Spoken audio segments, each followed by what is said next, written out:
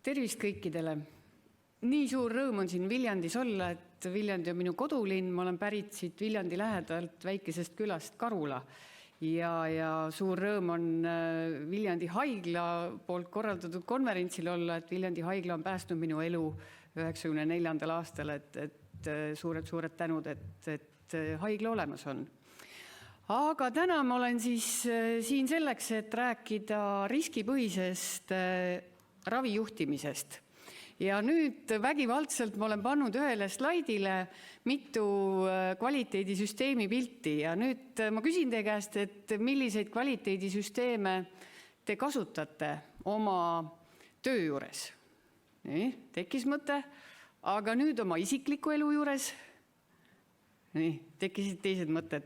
Et Eesti perearstid kasutavad siis Eesti perearstipraksiste kvaliteedijuhist ja see on siis perearstide kvaliteedisüsteemi, mis koosneb ühest küljest siis administratiivse poole kvaliteedi jälgimisest ja teisest poolest siis kliinilise töö jälgimisest, et on siis kokku nii-öelda proovitud võtta protsessid patsiendi vaatest ja teisest poolest siis ka seda organisatsiooni natukene analüüsida.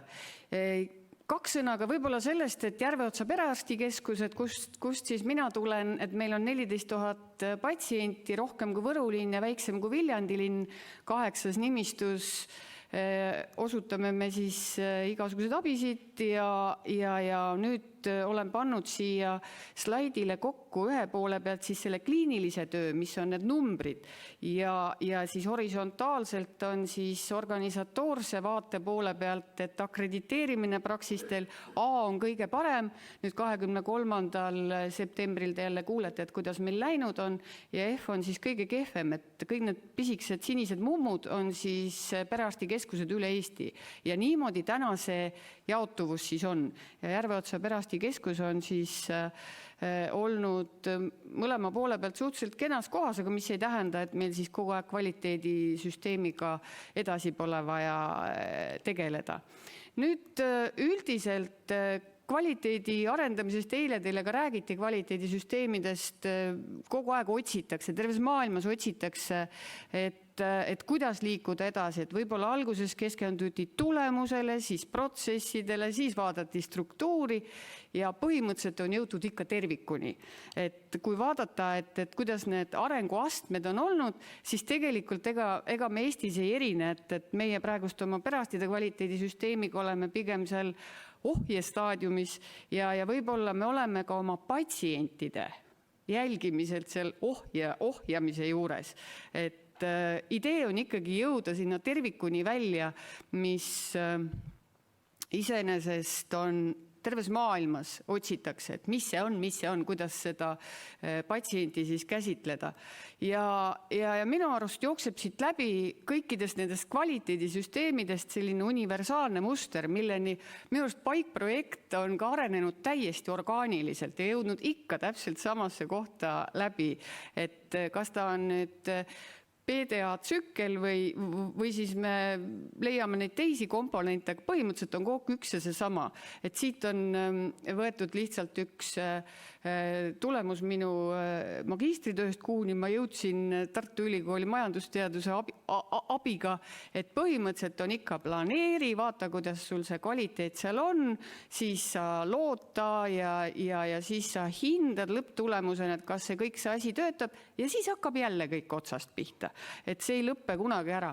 Ja miks meie jõudsime selle riskipõhise ravijuhtimiseni oli täpselt seesama 2015, et kui tulid need andmed, et minu jaoks oli see käivitav faktor, et täpselt need samad diabeetikud, kes käisid endokrinoloogide juures, käisid ka meie juures ja ikka on kogu aeg üks selline tühi hall tsoon, kelleni me ei jõua. Et need eesmärgid on samad, see disain on võib-olla natukene teistsugune ja mis me oleme Tervisekassaga siis koos välja mõelnud, et on algoritm, mille abil me leiame selle sihtrühma, et kes on need patsiendid, kes siis vajavad perearstide tähelepanu ja siis, et proaktiivselt kõik inimesed, kuuluvad kuhugi perearsti nimistusse. Ja selles mõttes on nagu mõistlik teha nagu endale selgeks, et kellega ma täna tegelen. Et see algoritm iseenesest ei ole keeruline, seal võetakse aluseks tema haigused ja siis lõppkokkuvõttes ka perearsti meeskonna teadmine, et kas me suudame pakkuda lisandväärtust sellesse protsessi, mis on inimese tervis ja elu, või siis, et me seda ei suuda ja et me pöörame oma ressursi sinna, kust on siis võimalik midagi juurde saada. Ja põhimõtteliselt lõpuks tuleb sulle üks konkreetne sihtrühm, kellega sa siis hakkadki neid tegelema. Et ta on natukene teistmoodi lähenemine ja meie vaatest on keeruline neid asju kokku viia. Haigla poolega on meil koostöö, võib-olla siin Viljandis on ta ju lihtsam, siin on üks haigla, üks paik, ühed perearstid, Tallinnaga oli see hulka keerulisem, sest tõesti Lääne-Tallinna Keskhaigla, kellega mina oma asukoha tõttu olen kõige rohkem koostööd teinud, siis ütles, et nad ei suuda neid haigeid eristada, et kui meil ei teki tunnuseid, et siis ta ei saa aru, et kes sinna haiglasse parasasti tuli.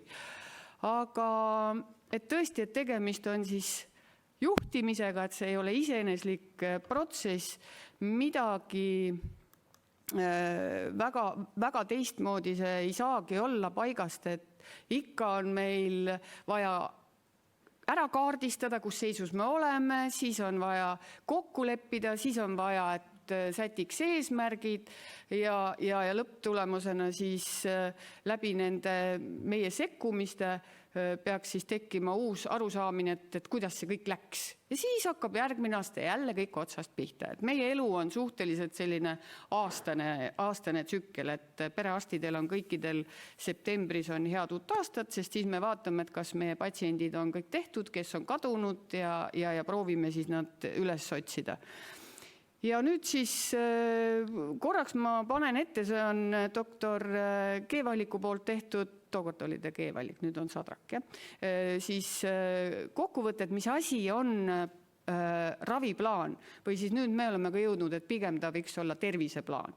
Et see on andmekoosseis, mis on kõikidele tervishoiu inimestele A ja O. Siin on haiglas töötavatele kolleegidele rohkem tähtis see diagnoosimise protsess, ravi määramise protsess, perearsti keskuse vaatest on olulised ka kõik need sekkumise ajad, et kuidas me need asjad tehtud saame, kas need ravimid on välja ostetud, aga põhimõtteliselt see andmekoosseis on kõikidele ühtemoodi vajalik. Ja need töölaua vaated on ka sarnased, et põhimõtteliselt meil see sihtrühm on teada, kas temalt on tulnud mingeid teateid või ei ole tulnud, on ta sekkumist vajav või siis mitte. Ja on ka teada, et mismoodi me saame aru, kas me peame nüüd sekkuma või ei pea sekkuma, et jumala eest me ei paneks oma vähest ressurssi sinna, mida ei ole vaja muuta või mõjutada. Et ma korraks joonistasin ka, et meil on 784 nimistut Eestis, 1,3 miljonit inimest ja siis umbes neid kroonilisi haigeid, kes vajaksid meie tähelepanu, on 400 000 tükki.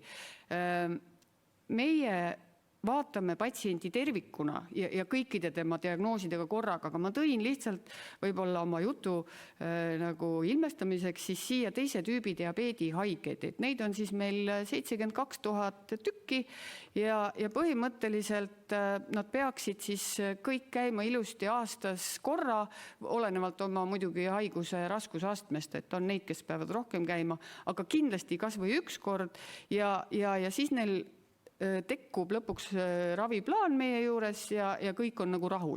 Aga need, kes ei käi, et mis nendest saab, et ega need haigused kuhugi ei kao, tõenäoliselt on see seltskond, kes siis satub teisi kanaleid pidi ja neid ei ole kahjuks vähe, et umbes 25 000 diabeetikut jääb vaatamata.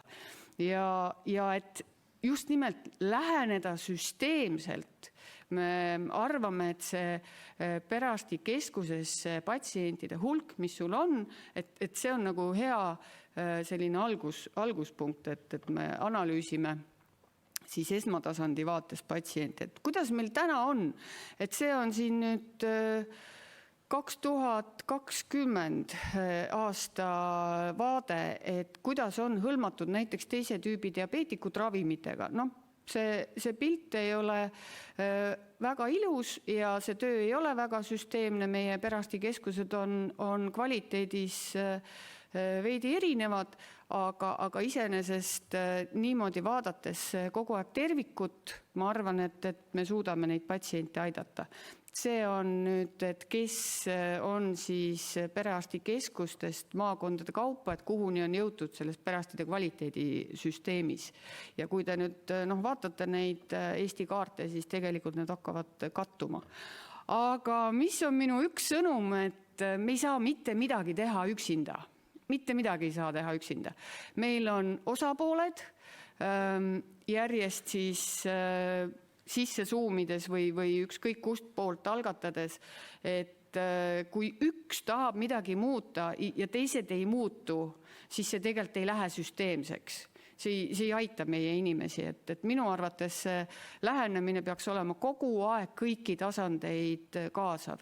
Et kui haiglates midagi head välja mõeldakse, siis minu pool peab suutma selle üle võtta või siis otse vastupidi.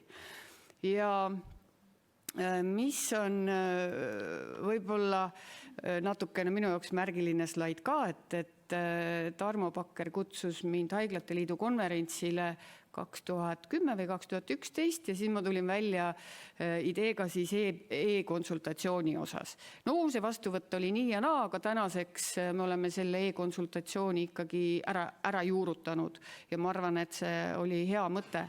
Aga mis nüüd juhtub, et me ei saa oma patsienti tagasi. Meie patsient läheb meil eriarsti abis kaduma ja ma olen mõelnud neid infosüsteeme, et kuidas see asi käiks ja ma teen teile ettepaneku, et see oleks siis e-saatekiri perearstile. Et kui kolleeg haiglas lõpetab, kui kolleeg Confidos lõpetab, kui kolleeg lõpetab kiirabis ja ütleb patsiendile, et sa pead minema nüüd oma perearsti juurde, siis ta koostab saatekirja ja siis mina tean, mida talle on öeldud, mida on lubatud, kust kohast mina edasi lähen. See tundub praegust veidi imelik, aga vaadates meie patsientide kaduma minekut, siis ma ei näe praegust nagu ka paremat lahendust. Ja et see tekkub siis perearstidele aktiivse teatena minu töölauale ja ma saan ta oma tööprotsessi panna. Et kui te nüüd mõtlete, et mis seal perearstikeskuses käib, siis tsiteerides Marje Oonat, see on nagu üks liikuv vagun, kus on 25 inimest sees ja sa pead kogu aeg aru saama, kes on need 3, kes abi vajavad. Et sellise töövoo sees meil lähevad sellised planeeritavad ja rahulikumad patsiendid kahjuks kaduma. Nii et ma arvan, et see saatekiri perearstile nagu lahendaks seda probleemi küll. Aga lõpetuseks ma tänan teid selle võimaluse eest siin riskipatsientide ravijuhtimisest rääkida ja proovin panna pähe, et kõik on sildades kinni, et kuidas me suudame omavahel need koostööd ära lahendada. Tänud!